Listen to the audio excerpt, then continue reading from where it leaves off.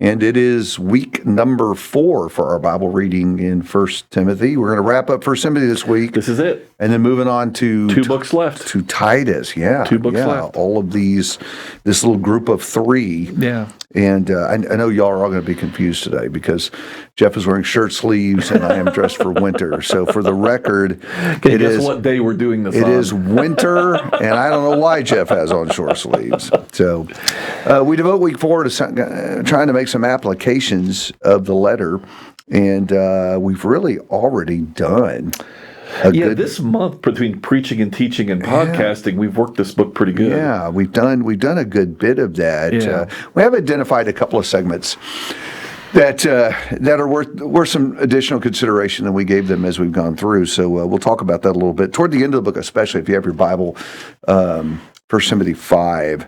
We'll talk a little bit here at the beginning about widows, which I actually think is good because I think the whole widow thing creates some misunderstanding among disciples today. First of all, about what's even going on here, number one, and number 2, what about these rules for who can be counted and what are they being counted for? So probably some cultural background. I know that scares y'all that I'm asked Jeff to jump in and start talking about culture. It'll be short. It'll be short, okay? But I do think that plays a role here because these widows would not have had the safety net, the financial safety net that would be provided in our culture, like Social Security, like all kinds of agencies, life insurance, to take care of them, and so being a widow at that time could be a pretty desperate situation. Yeah. And so evidently in Ephesus they have women who are widowed and without support, and the question is, what do we do to help these women out? Right, and and even a step before that, David. Let's remember, and we've mentioned this in other podcasts this month. Part of the great theme of First Timothy is setting the church in order. Right, that's the task Paul's given Timothy, and we talked about chapter 3 there, and in verse 15 is kind of being a key verse, a key theme of the book. And so it's interesting. Usually when we think about setting the church in order, we're thinking about the deacons and the elders and those kind of things, but part of setting the church in order is benevolence and how does the church use its money and its resources for those among its members who are truly in need. And widows would have been a prime category in the ancient world because the other thing was they didn't have medical care like we do now either, and so this was much more of a factor. You already mentioned that the economic system is entirely different, so there is no safety net. So one the most basic way a woman in that world is taken care of is her father, her husband, or her son. Right. And so understanding that helps us to understand why then Paul will emphasize the widows indeed, as he calls them, depending on your translation. And that if any man doesn't take care of his own, he's worse than an unbeliever. Right. Because everybody understood in that world that as a man, your job was to take care of your wife, your daughters, and your mother. Goes all the way back to the cross, right? Remember Jesus famously, as he's about to die, says to the beloved disciple, we believe to be, most likely the Apostle John himself, woman, behold thy son, and son, behold thy mother. He was taking care, as the firstborn son of Mary, realizing as he's about to die, and of course, even at the resurrection, he's ascending, he's not going to be there for Mary in her old age and at her care. Make sure that she's taken care of. Right. That's how it worked in that world. But it's entirely possible for someone to be a widow indeed. There is no family left, and she's going to starve to death. She's going to be destitute. She's going to be homeless. Which obviously the church family just couldn't sit there. No, of course not. And why? Some provision need to be made. And that's where Paul, that is part of good church order and setting things in order as well, is these women who are truly destitute financially and destitute socially. They have no man left to take care of them. This is for the place for the church to step in and do something about that. But not just anybody. Not just anybody. No. So you had, especially younger widows, had the opportunity to go back under a man, go get married and have their own kids still if they were widowed young. Right.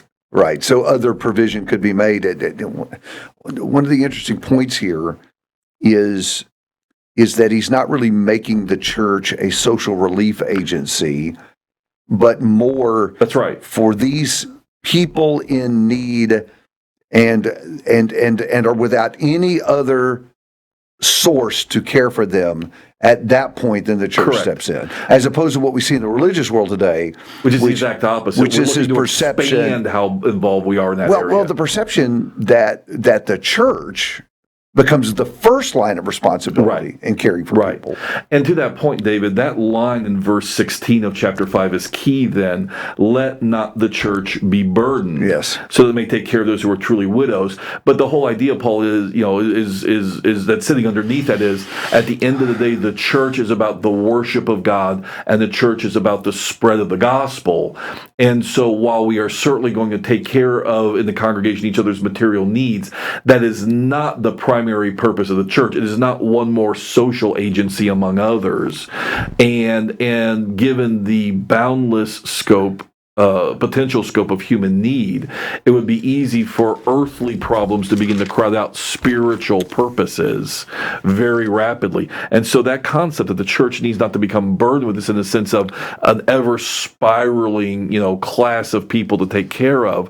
The church is not foremost a social welfare agency. It's not. I think that's going to be astonishing for a lot of people to hear that in light of what we see going around us religiously. But this isn't even the first time we encountered that, because in Acts chapter 6, same problem, a widow issue. Yeah, that's right. And the apostles say, we need someone else to do this work because we need to continue in prayer and in the ministry of the word. That's right.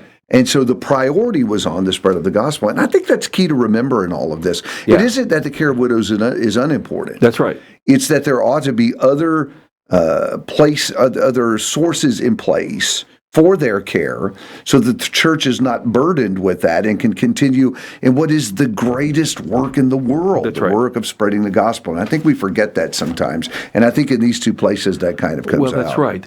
And the corollary to that, David, from the other direction is the greatest problem people have is not their poverty or their diseases or their health. Even the healthy people are going to die eventually. The greatest problem we all have is death is coming for every last one of us. Single, married, rich, poor, whatever. And so because the real problem is looming death for all of us. The real issue is, how do you prepare for death? And that's the gospel of Jesus Christ.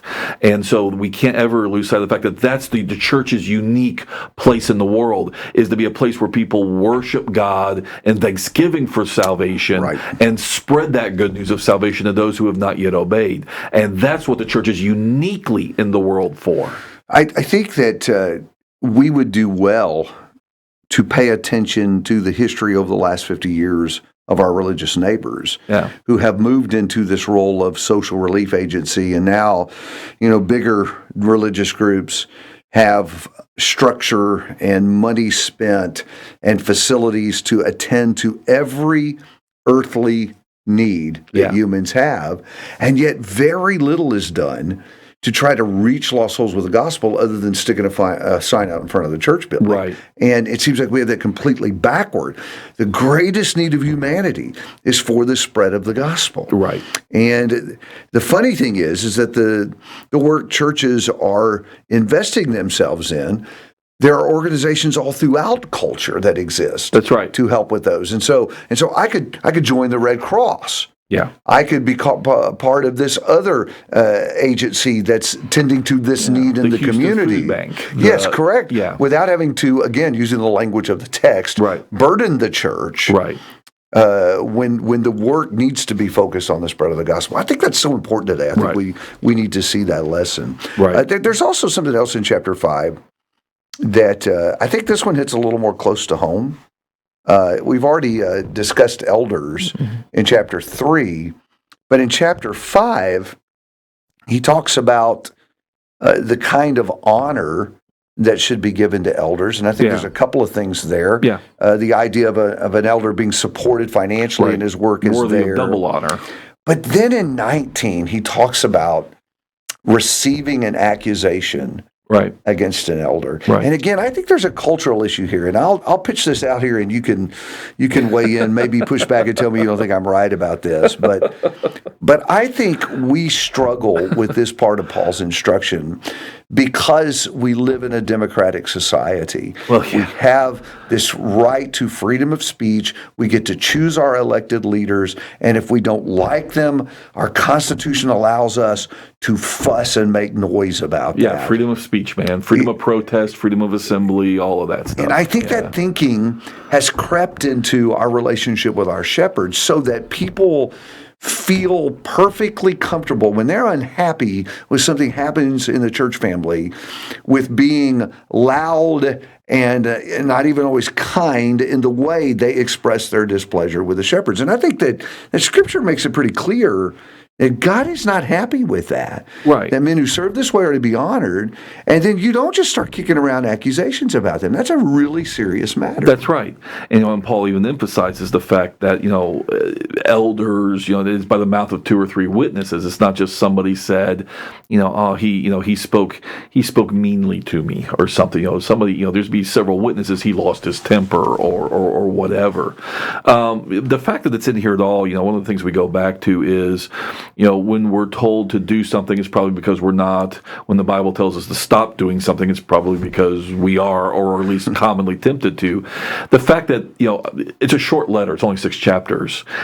Of all the things Paul could have said about elders at this point, this is what he chooses to say, reminds us it's a perennial problem. Yeah, that's true. That this is a perennial temptation to nitpick the elders, to slander, rumor monger.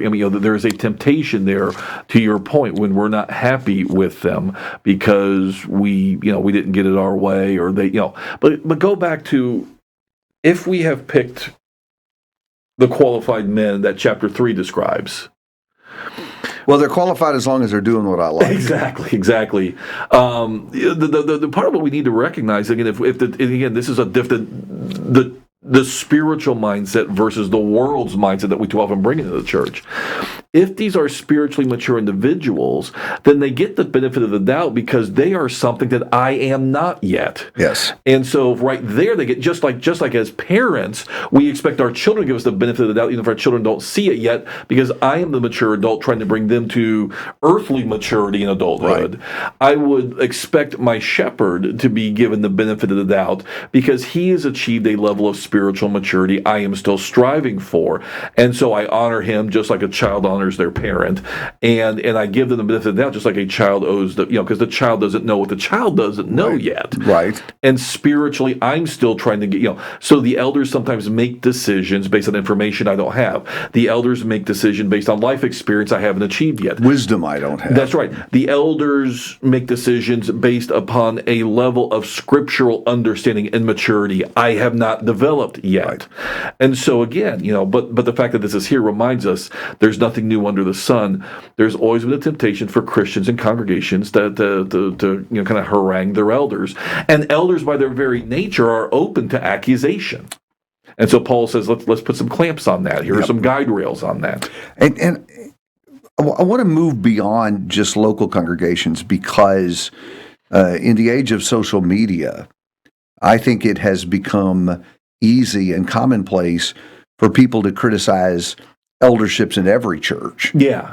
In a wide wide area. Right. For example, I've been following some regular social media posters who regularly criticize elderships, for example, for not taking pornography seriously, or because when women are in troubled marriages, they don't hear the voices of the women, or women are dismissed and things like that. And that is exactly the kind of problem that we're talking about here. These just sort of empty accusations against eldership, sometimes in cases you don't really know anything about the shepherds who are involved in that case. And I think all of us need to be careful about reading that and assuming that information is accurate. I don't know an eldership anywhere in this country who is not deeply concerned about the problem of pornography. Sure. And I I have never worked with a church or been part of an eldership that wasn't deeply concerned about troubled marriages, whether it was a woman or a husband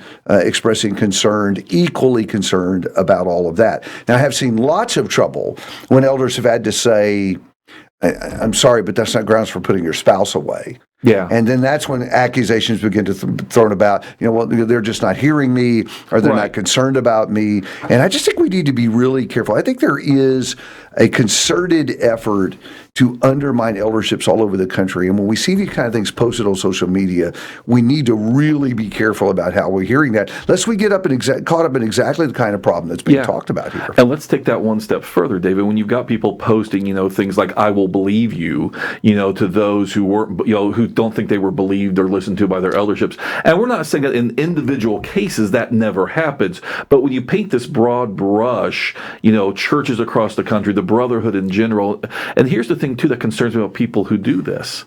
They're doing this themselves outside the auspices of the local congregation and local eldership. They have set themselves up outside any local congregation with no accountability themselves as the arbiters of whether somebody's getting treated fairly or not. Often working with one side of the story. And yeah, that's right. And so that's, and so you sit there and say, by what authority or where did you get the right to set yourself up as the arbiter over local elderships? Right. Who, because you're not a member of that congregation and you don't think they handled it correctly, that's not your call. So the point I'd like to make there is I think we need to be really, really discerning when we encounter that kind of stuff to get caught up in the emotion of it. Listen.